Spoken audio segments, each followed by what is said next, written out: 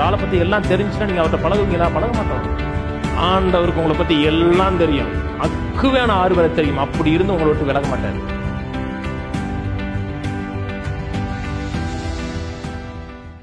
தாவீது சொல்லுகிறான் சங்கீதம் 16:8, கர்த்தரின் வலது பார்சத்தில் இருக்கிறபடினாலே நான் அசைக்கப்பட மாட்டேங்கிறான். பக்கத்தில் கர்த்தரின் பக்கத்தில் தான் இருக்காருங்கிறான், வலது பக்கத்தில் இருக்காருங்கிறான். பாஸ்டர் நமக்கு உள்ளதானே இருக்கிறாரு? உள்ளதான் இருக்கிறாரு. கர்த்தர் கிறிஸ்துவானவர் மகிமையின் நம்பிக்கையாக உங்களுக்குள்ள இருக்கிறார், அதெல்லாம் தெரியும். உலகத்தில் இருப்பவர் உங்களில் இருப்பவர் பெரியவர். உள்ள இருக்கிறது மட்டுமல்ல, கூட இருக்கணும். கூட இருக்கிறாங்கிற உணர்வு இருக்கணும். அந்த கூட இருக்கிறாங்கிற உணர்வு உங்கள் வாழ்க்கையில சதா காலம் இருக்கிறது. கூடவே ஒருத்தர் இருக்கிறார், கூடவே வருகிறாரு. நான் எங்கே போனாலும் எல்லா இடத்துலையும் ஒருத்தரின் கூடவே வந்துகிட்டு இருக்கிறாருங்கிற உணர்வு ஆதிக்கம் செலுத்துகிறது என்றால் உங்கள் பிஸ்னஸ் சக்ஸஸாக இருக்கும். ஆலோசனை அப்படி வந்துகிட்டே இருக்கும். ஏன்னா அவர் கூட இருக்கிற பிரசன்னங்க. எதை குறித்து பயப்பட மாட்டேங்க. டாக்டர் டெஸ்ட் எடுக்கிறாங்க, அதை எடுக்கிறாங்க, ஒன்றும் பயப்பட மாட்டோம். அப்படியே டெஸ்ட்டே வந்தால் கூட பயம் இருக்காது. கர்த்தர் கூட இருக்கிறாருங்க. அநேக மக்கள் நினைக்கிறாங்க எதுக்கு இருக்கிறாருன்னா கொட்டுறதுக்காகவே இருக்கிறாரு. அந்த தூக்கு நூலை பிடிச்சிருக்கிறாரு எதுக்கு? ஏதாச்சும் ஒன்று எட்டிக்கிட்டு இருந்துச்சுன்னா அந்த கரண்டியை வச்சு நொங்குன்னு அடிக்கிறது. அவங்களுக்கும் கூட தான் இருக்கிறாரு. எதுக்கு இருக்கிறாருன்னா அடிக்கிறதுக்கும் நொறுக்குவதற்கும். அதெல்லாம் நரகத்திலிருந்து வந்த சிந்தை. உங்களை பற்றி கர்த்தருக்கு எல்லாம் தெரியுங்க. இப்போ என்னை பற்றி உங்களுக்கு எல்லாம் தெரியாது, எல்லாமே தெரியாது.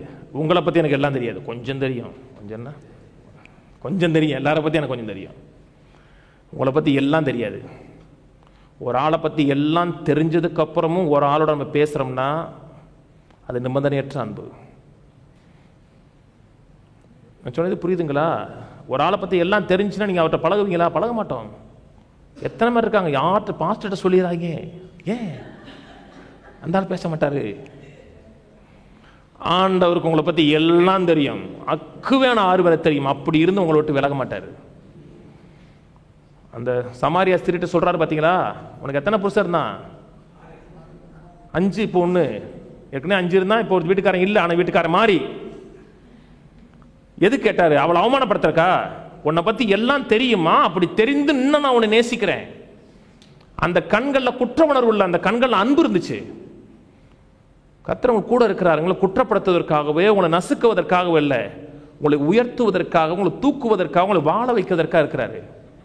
எபிரேயர் படிச்சோம் இல்லையா? அவர் உன்னை விட்டு விலகுவதும் இல்லை, கைவிடுவதில்லை என்று அவர் சொல்லியிருக்கிறாரே. ஆகையால் நான் பயங்கொண்டு திடுக்கொண்டு நடுங்கொண்டு சொல்லலை. ஆகையால் நான் திடங்கொண்டு நான் பயப்படேன்.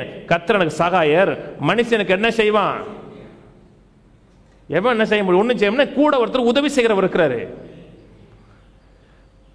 கையில் சொல்லுவோம், கர்த்தர் என் கூட இருக்கிறார், எனக்கு உதவி செய்வதற்காக, என்னை உயர்த்துவதற்காக, என்னை வாழ வைப்பதற்காக என் கூட இருக்கிறார். ஆமென். ஒவ்வொரு காரியத்தையும் கூட இருக்கிறார்னே படிச்சு நடந்து பாருங்க. ஒவ்வொரு காரியம் செய்யும் பொழுது அதை கர்த்தரை உள்ள கொண்டு வாங்க. பைபிளை படிக்கிறீங்க, கர்த்தாவே கூட இருக்கிறீங்க, சொல்லிக் கொடுங்க. விலங்கலை, புரியாத புதிராக இருக்கு, சொல்லிக் கொடுங்கன்னா அவர் உள்ள இருந்து பேசுவார். அப்படியே வாழ்க்கையில் சில காயப்பட்டிருக்கலாம், வேதனை அடைஞ்சிருக்கலாம்.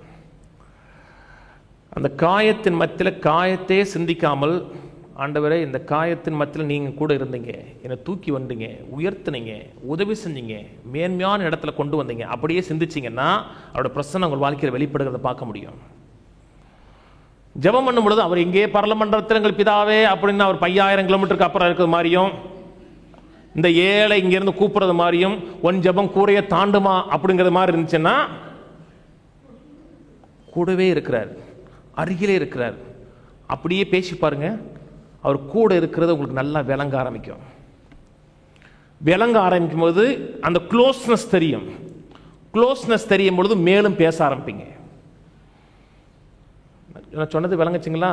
ஜெபம் கூட கொஞ்சம் போக ஆரம்பிச்சிடும், தானா போக. ஏன்னா ஒருத்தர் க்ளோஸா இருக்கிறாருங்கிறது உங்களுக்கு விளங்க ஆரம்பிச்சிடும், புலப்பட ஆரம்பிச்சிடும். எல்லாருக்குமே அழகா இருக்குன்னு ஆசை இருக்கு. ஒரே ஒரு ஆள் சொல்லுங்க, எனக்கு அழகா இல்லைன்னு ஆசை இல்லை. எனக்கெல்லாம் அநியாயத்துக்கு இருக்கு. எல்லாருக்குமே அழகா இருக்குன்னு ஆசை இருக்கு, எல்லாருக்கும் இளமையா இருக்குன்னு ஆசை இருக்கு. சீக்ரெட் என்றால் தேவனுடைய பிரசன்னத்தை கல்டிவேட் பண்ணிட்டே வாங்க.